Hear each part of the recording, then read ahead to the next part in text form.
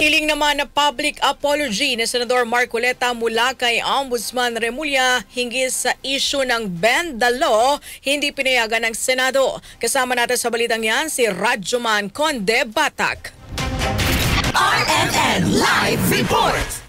Hindi pinagbigyan ng Senado ang hiling ni Senator Rodante Marcoleta na suspendihin muna ang rules para marinig mismo kay Ombudsman Jesus Crispin Remulla ang paglilinaw at paghingi nito ng paumanhin tungkol sa pagsang-ayon nito na maaaring baluktutin ng batas. Sa pagsisimula pa lang ng budget deliberations para sa Office of the Ombudsman, agad na kinwestiyon ni Marcoleta ang pagkatig ni Remulla hinggil sa Bend the Law o wag sundin ng batas sa gitna ng naging pagdinig ng Blue Ribbon Committee sa mga maanumalyang flood control projects. Paliwanag ni Senator Sherwin Gatchalian na siyang sponsor ng Ombudsman budget sa plenaryo na ang nasabi noong una ni Remulla tungkol sa Bend the Law ay figure of speech lamang at walang intensyong baliin ang batas. Nilinaw din ng Senador na ang bagong Ombudsman ay may prinsipyo ng pagsunod at pagtaguyod sa batas dahil naniniwala si Remulla na ang rule of law ay supreme o pinakamataas. Gayunman, nang hilingin ni Marcoleta na mag-public apology si Remulla tungkol dito, sinabi ni Senator Risa Hontiveros na hindi nila mapagbibigyan ang hiling dahil nasagot naman na ang mga isyong tinanong ng Senador.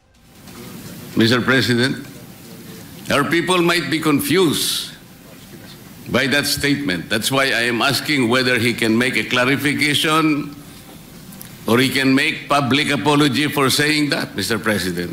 At wala akong intention to bend the law. No, that's very clear. In fact, ang prinsipyo po ng ating bagong ombudsman is to follow the law and uphold the law. Dahil naniniwala siya na ang rule of law is supreme, Mr. President. So, para lang klaro, no, na itong nasabi niya ay isang figure of speech, pero wala akong intensyon na baliin po ang batas. Kasama mo sa DZXL RMN Manila, Radyoman Conde Batak, Tatak RMN.